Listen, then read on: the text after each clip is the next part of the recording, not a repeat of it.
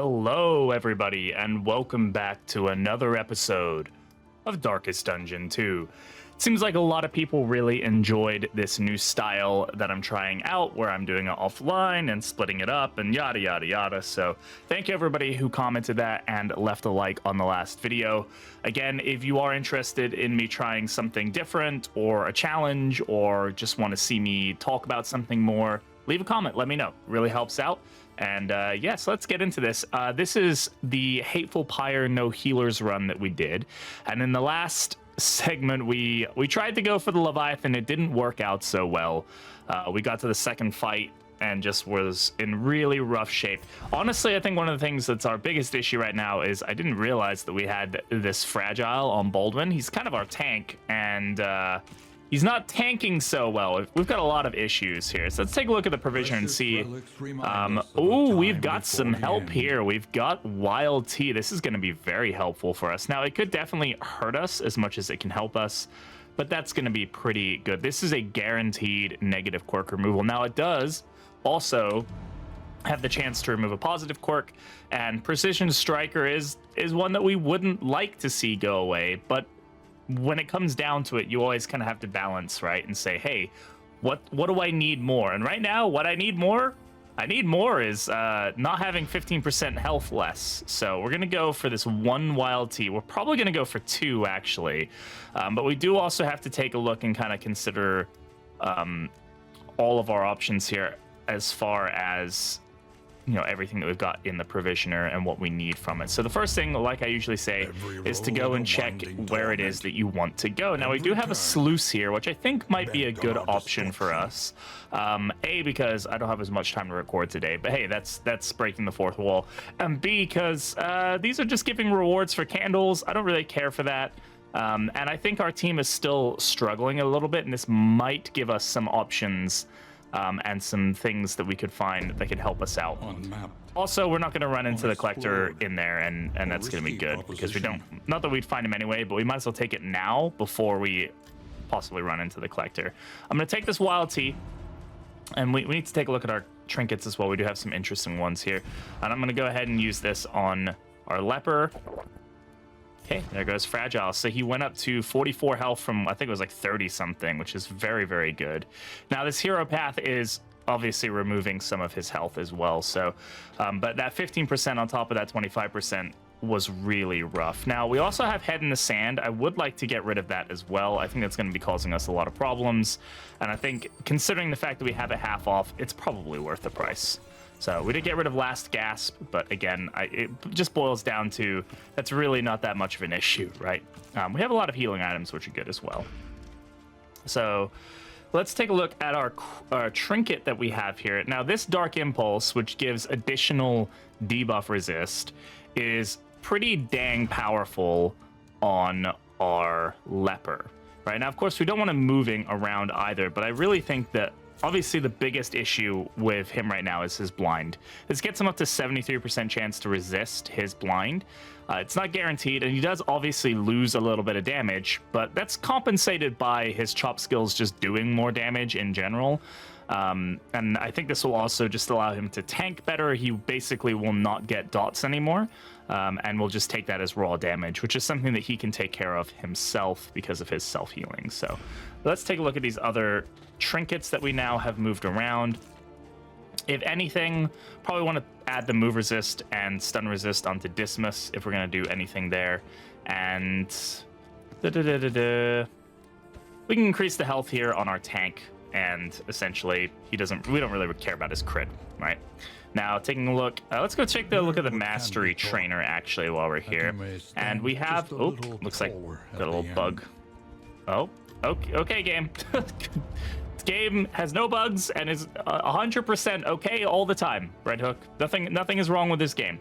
I'm gonna upgrade Chop. This is one of our primary damage dealing abilities. This also lowers our chance of getting a token, a blind token from it. I'm tempted to upgrade Bellow, especially for the sluice, just because of the speed being something that would be very helpful for us. I will probably upgrade Take Aim. I think it's time for us to get that going. Let's go ahead and do. Let's go ahead and upgrade that Bellow, and I don't even know if we're really going to be using Bolster that much. I think Inspiring Tune has us covered there. We may want to switch out that ability at some point. Interesting thing to think about there. We could upgrade Encore to get the cooldown lowered. It is very powerful. Also removes the weakness, which is just kind of a nice thing to do. Yeah, let's go for it. Yeah, sometimes you just gotta yeet it. Just gotta go for it. Let's go ahead and give the leper the apples and cheese here. And what other food did we have for us here? Just gonna go ahead and take the bread. It's cheaper, and we can probably get some other items here. Let's go ahead and upgrade that. Make sure that we have a fully patched up stagecoach. And so then our options here for stagecoach items, should we choose one of them, are for Creature Den and Oases, Hoarder Location, also double the trinket selection. This is a pretty potent one if you can get the money for it. Now we do have the Sluice next, which has a much higher chance of giving you lots of relics. You can get a lot of money from the Sluice. So we might be able to take advantage of it. Now, Shrine Map does absolutely nothing for us, right? Because we've already got all the shrines. This actually shouldn't even spawn, I don't think. I don't know why this is here. I think it's probably based off of the inn. I think the game is just forcing it to spawn. So I'm probably going to go for the Hoarder Signal Decoder. Do we need to go for it? No, but we might as well go for it. And it just increases our chances of being able to make use of the Hoarder later on. Now, we do have some more money here. Again, we are in Resentment, so we could possibly go for the Soothing Poultice here and start hoarding this for the final fight, which is definitely a decent option. I am also tempted, though, to take these songbooks and this book of... Well, we don't need the Book of Bawdy Tales, but these songbooks could be really potent for us, along with some whiskey. We do need to worry about relationships at this point. In fact, let's take a look at our relationships now. So they're all okay, actually. They're not terrible. I don't think anybody's in the negative. Nope. We have one that's in the positive. I think we could probably make use of these songbooks. A pretty good option. And then we can take this whiskey that's over here, and this will allow us to kind of make up for any issues that come from this. This is going to stress us out a little bit. That's fine.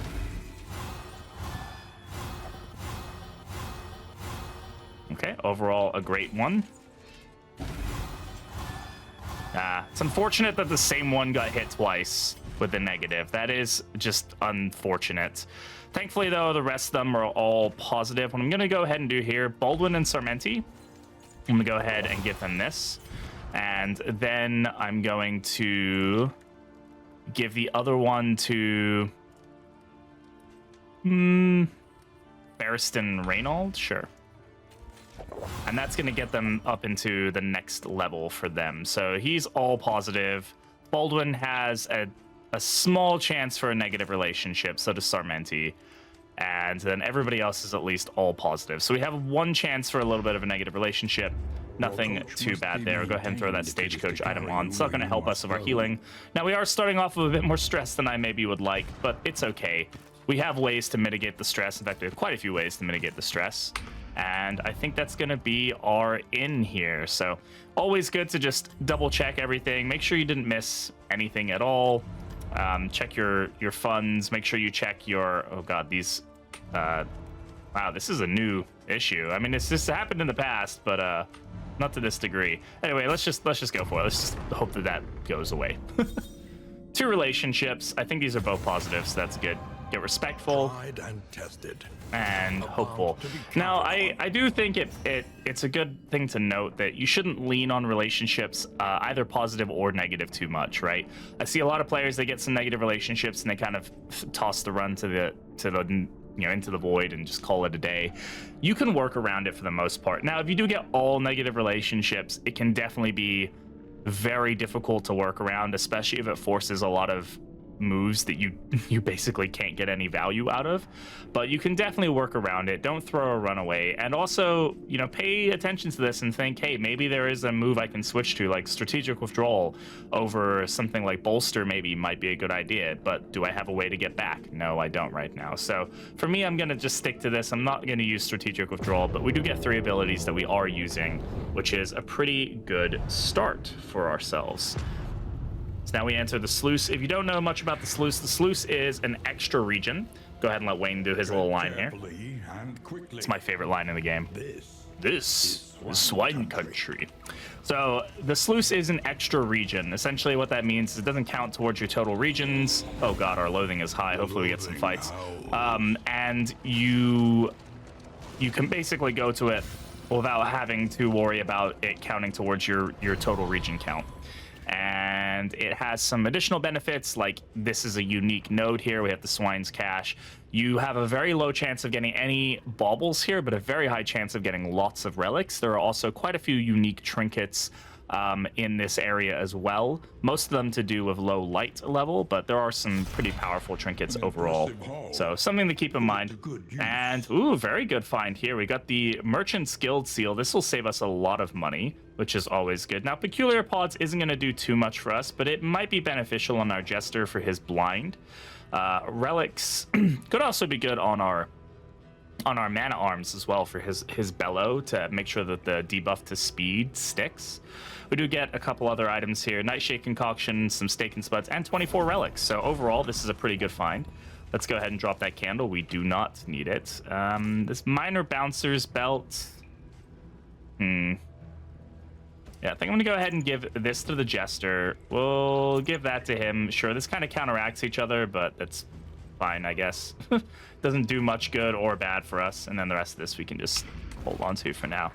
The other thing that is unique about the sluice is that it can't be scouted. Everything is a question mark. You have no idea where you're going. There's no map. As you can see here, it just gives you this for the map. So it is risky for sure. Definitely have to keep in mind that it can be a pretty scary thing, especially for your stagecoach. You can run into a lot of hazards or rough patches and not know about it and not be able to handle that if something comes up. So I'm gonna go ahead and just oh, sorry, I just forgot how to speak English there. Just gonna go ahead and load up the crits because we really want him to start getting some stress off, and I'm just gonna go ahead and I'm gonna blind the little guy. Good crit. Oh, we get a stress heal on the person we wanted a stress heal on. Great. Oh, I forgot about that daze, honestly. I probably should have removed oh no, what was causing the daze? Actually don't. Oh wow, good crit. What caused the daze? This is sometimes I end up not remembering. Oh, it's the cholera, right? He has the disease. Okay, so that's something we might need to, well, not that we might need to, we definitely need to keep that in mind. We could eat through this block token, but it's not going to do much damage. Let's just go ahead and get the Intimidate up, and then we can start kind of working around that. I wish I could hit here, but I can't. Let's go ahead and Bellow. Get that debuff to speed. It's the end of the round there, so it's a good place for us to go ahead and take advantage. Now we're going to Grape Shot Blast here for the double crit. Well done. We get the kill, we get the crit, we get some good stress healing here. Trying to avoid using our combat items if we can. And yeah, let's just go ahead and hit the big brute. Yeah, that Tempest is now starting to hit for some real solid. Now, this is a problem, though, with this Dark Impulse. You got to think about these taunt tokens count as negatives, right? So every time I'm using that, I'm giving him a minus 20% damage. Now, it's still positive because of his chop skills, but that is something I might want to think about a bit more as I play. I wasn't really consciously thinking about that. And honestly, Purge may have been a good call there, actually, to remove the corpse so we didn't get this situation, but nothing that we can't handle. Good resist on the stress, thank you. As Cholera doing more of its work. We'll just go ahead and we'll get the crit hit here. Look at that, we've already removed so much stress. Take Aim is such a powerful stress-removing skill, it's kind of hilarious.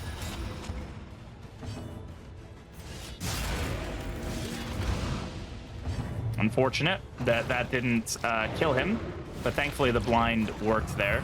But we are going to take a little bit of extra damage here. Probably going to want to try to go for a heal here using Solemnity. We'll get a heal here on the Man at Arms. Again, we have to be cautious about our health. Definitely something we want to be thinking about. Let's see. Who's going next? Let's go ahead and do damage here. Oh, I was really hoping that would get rid of the worm. Now we have to make a choice, right? The worm is going next. Let's just go ahead and at least get him down the death's door so we can get a heal. And we'll get a weakness out of it. Oh, Leper not looking great right now. Let's go ahead and Solemnity. We'll at least get his health and stress down. Health up, stress down.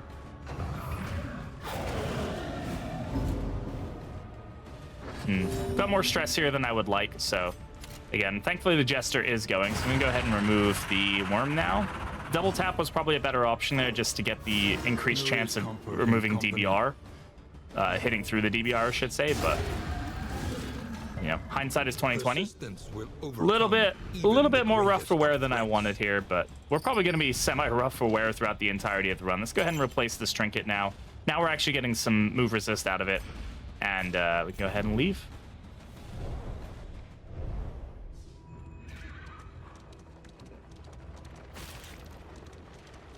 Now, I'm probably, as the regions get longer and as I get used to this format, I'm probably going to try to do more sections where I'm a bit quiet and I'm not really talking very much, just so that way I can cut them out.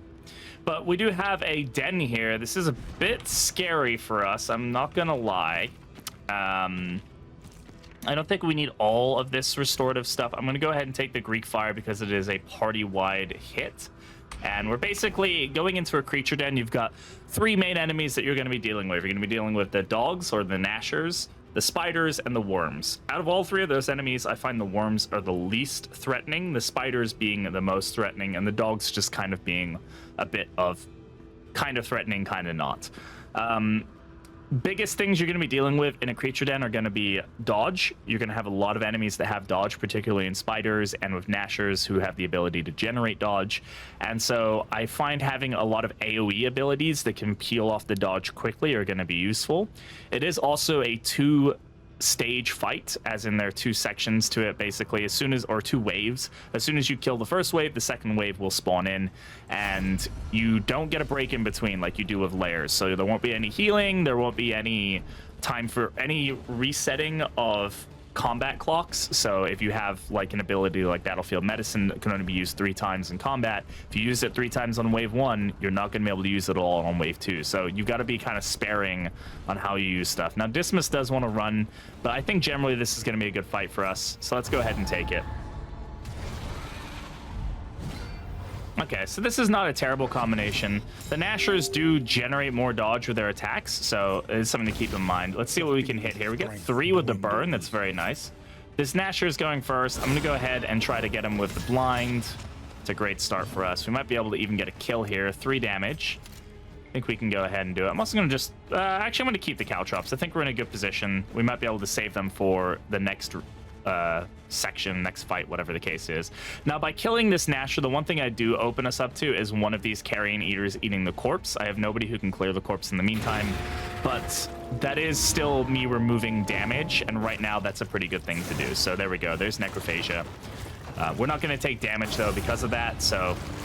You know, it comes with pros and cons. This guy can obviously do more damage and is scarier, but at the same time, we take 1 less attack this round and just sets us up a bit better. So I'm gonna go ahead and questions here. What do we want to do, huh?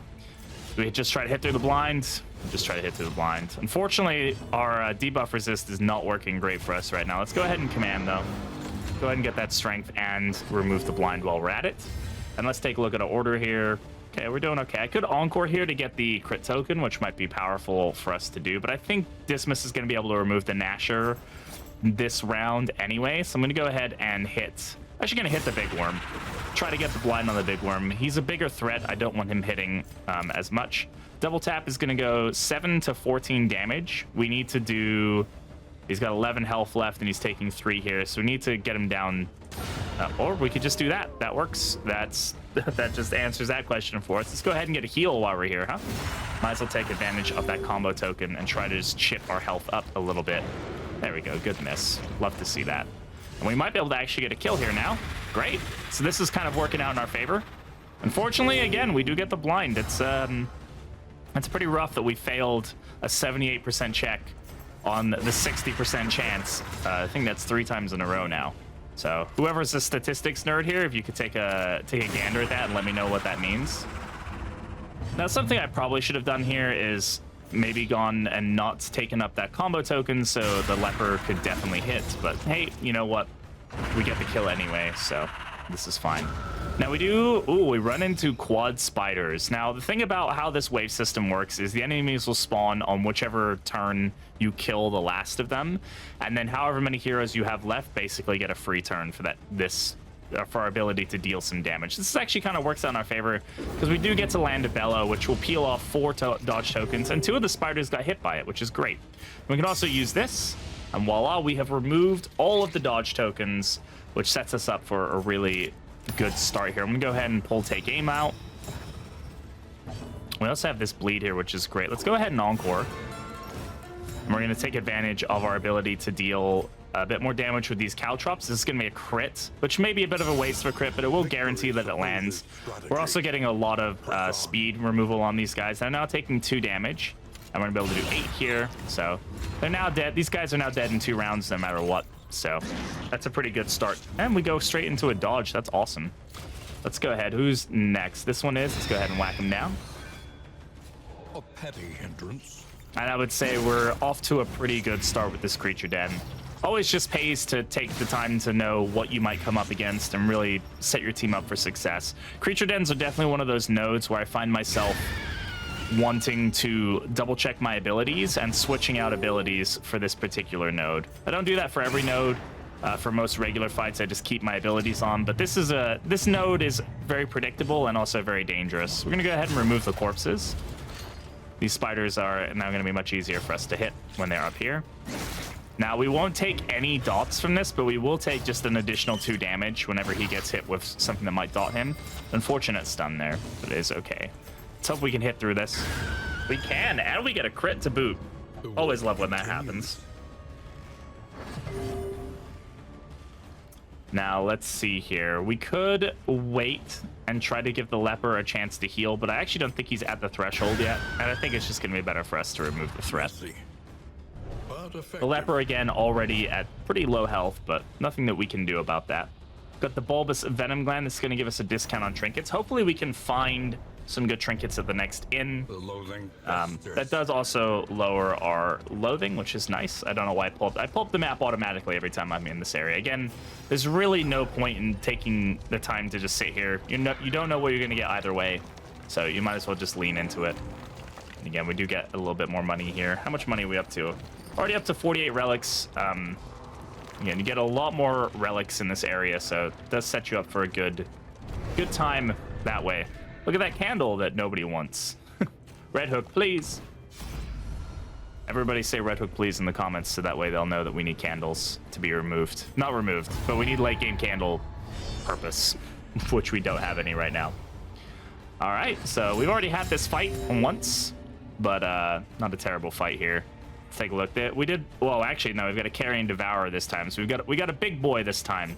I'm gonna go ahead and blind the brutes if we can. That's great. And just gonna go ahead and just whack a highway robbery here. It's just a great way to remove both those dodge tokens.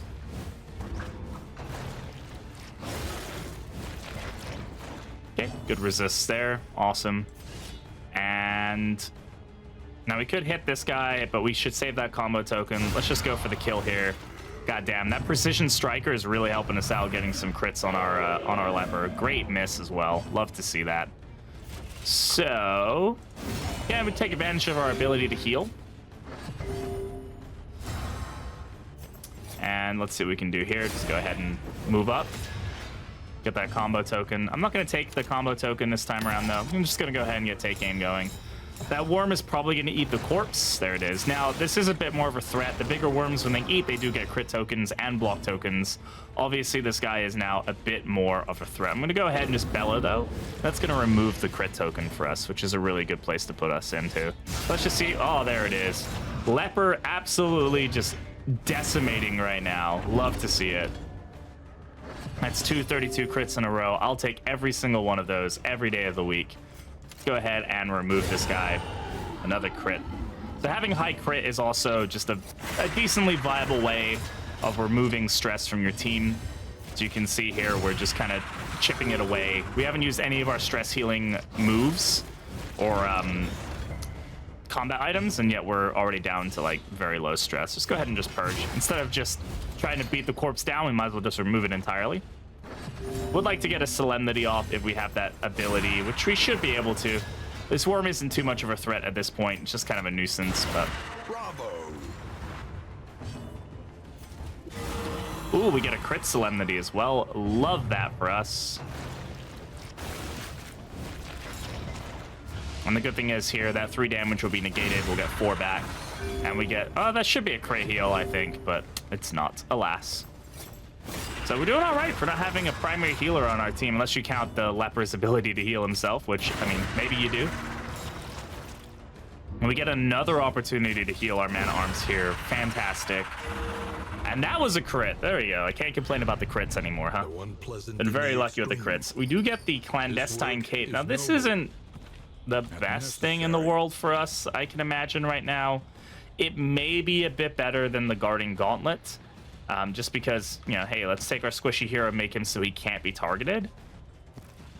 I'm gonna go for that. And then guarding gauntlets. I feel like having the bouncer's belt is still a better option just because it does... The thing about this, though, now I kind of take a look at it. Nobody has a skill that's gonna heal him, right?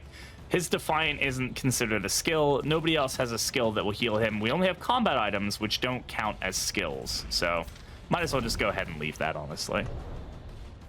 Honestly, after playing this game for enough hours, you kind of start to forget the nuance to just go, healing! Yeah, healing good! And I forget about the nuance on some of these trinkets, so... Probably... useless. It's probably only good on Baldwin and Barristan, who do have skills that actually provide healing. Ooh, we get an academic study. Let's hope it's something good and not something terrible. Okay, this is good. This is another healing item if we get the combat items, which we are going to take the combat items. This should give us the salve. It does, pustule salve. So if you have a dot, it will heal you for 25%. This is great for us to have. We want to take every healing item that we can have. Unfortunately, these don't count as restorative items, so they won't stack even though we have the medicine thing. But hey, we also have that triage kit, which is pretty good. I didn't realize we'd pick that up. Go ahead and throw on that spring water. So we have quite a few healing items at this point.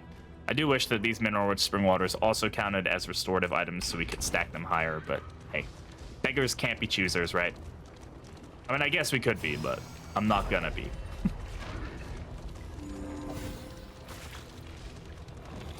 Oh no! See, this is one of the downsides of the sluice.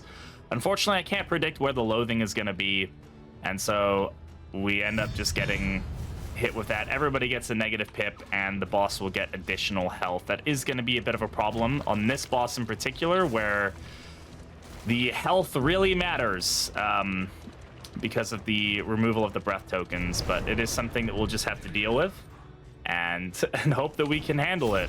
We'll see. Okay, we're gonna go ahead and take some combat here. Let's go for it. Alas, that sucks. Can't do anything about it. Hey, look, a skeever. This is the skeever, right? Not the Fulgor. Yep, just the regulars. Just a basic average day skeever, huh? Well, let's go ahead and... What are we gonna do here? I'm gonna try to hit. Do we get the hit? Hopefully the blind lands. It does. Fantastic. Go ahead and get take aim going then. Now, I'm hoping that the skeever, that blind actually works on him. We'll see. Oof. Please don't disease me. Okay, we do get the blight, but that's okay. Good miss. Thank you. The skeever is not an elite enemy. There is an elite version of him. Oof. Wow. I guess, yeah, he only has 30% move resist because we took off the move token. Definitely a bit annoying there, but nothing that we can do about it right now. Let's just go ahead and get the smack on this guy for the heal. And we can go ahead and get double tap going. Oof. Why did that do 9 damage? Was there a... What was doing that? That should have done... I'm not going to complain about it. Let's not complain about it, huh? All right. Let's just roll with it. I probably missed something. That generally is how my life goes. So I can't do Purge or Intimidate. We're just going to spend the time to move forward here. It'd be great if I didn't have to, but... Oh, bugger. Man, that move resist is really causing us some problems, huh? Unfortunate. Thankfully, the Jester can kind of move himself back into position. Let's go ahead and just do Grave Shot Blast. Oh, no, I meant to do double tap, not Grave Shot Blast. I don't know why I did that. I'm panicking, chat. Oh, there's no chat here. This is no longer a live event. I'm so used to it being live. What do I do now there's no chat? Okay. Man, bit of a rough fight here. That double, oh my goodness. Okay, my leper is getting absolutely bullied right now because of his lack of move resist. So, yeah, that's definitely a bit of a problem. Oh, the other thing that's applying the knockback is probably the lowered torch. So that's something to keep in mind. I was wondering why they were moving around so much, and I didn't really think about it. I was like, those abilities don't normally shuffle. Yeah, well, that's because of this, so. Now we're starting to see what happens when we get to low torch, and I don't like it very much, that's for sure. Go ahead and push him back up. In crisis, we can Not much we can do here besides bellow, just get the speed debuff on him, but that's funny that Ragged Hook moved him back. It should normally move him forward. All right, I'm gonna go ahead and use one of these to get rid of that stress and get ourselves back in position here. Again, still not much we can do here. Oh no, he's on stealth. There we go. All right. Plenty that we can do here. Like kill him. So yeah, now we're starting to see that double knockback because of darkness being at 20. Oof. And we do get the goading gargoyle. Okay, this is a very potent trinket to have on a leper. Converts blind to strength, and if the flame is low, he gets additional speed. Much better than what we have here of the hardened heart. We're probably just going to keep the heart for now, and we'll go ahead and readjust our trinkets at the inn, because I do believe that we're coming up to the inn right now.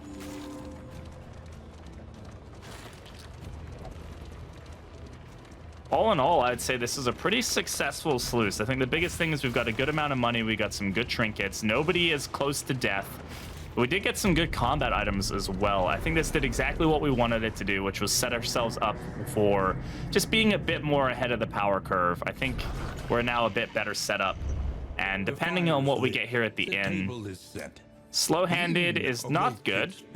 Bloodthirsty on Sarmenti is great, though. Additional 30% damage. That's huge, especially on the Hateful Pyre. This is the damage train right now. Sprained ankle on Barristan. I don't think it will actually do anything on Barristan because of his just super high move resist anyway. An additional mastery point. 3 mastery points here. 76 relics. Only 1 bauble to our name. Unfortunately, and thankfully, I should say, we ended up not needing to use any of our armor or our wheels. We got lucky on that sense, but we did hit a lot of loathing as kind of a countermeasure to that. And so with that, that ends this episode and this part of this run. I think that really did set ourselves up for some good killing next time. We should be ready to go depending on where our options are. So I'm actually just going to go ahead, pull up the options here. We have the Sprawl. Again, the rewards are candles. So we get the Sprawl with less enemy battle advantage chance. And we have the Shroud with more Hoarders and in the light. This is something that maybe we want to take advantage of that Hoarder. Or do we want to take advantage, because we do have Hoarder Scouting, and we also will have the Merchant Guild Seal. Or do we want to take advantage of going into the Sprawl and not having any enemy advantage chance? And seeing, we do really need to consider killing a lair boss at this point. I'll go ahead and, you know, if you guys have any desire for us to go one way or the other, let me know, leave a comment. And on that note, I think we're going to go ahead and wrap up this video. So again, thank you all for watching. If you enjoyed this, do consider leave a like. It helps out a lot. If you like the video, I know that it's something that you enjoy and I'll make more of them. And again, if you have any comments to leave about this new style or about any challenges or about where we should go next in this run, go ahead and leave one below. Thanks all for watching, and I'll catch you all in the next video.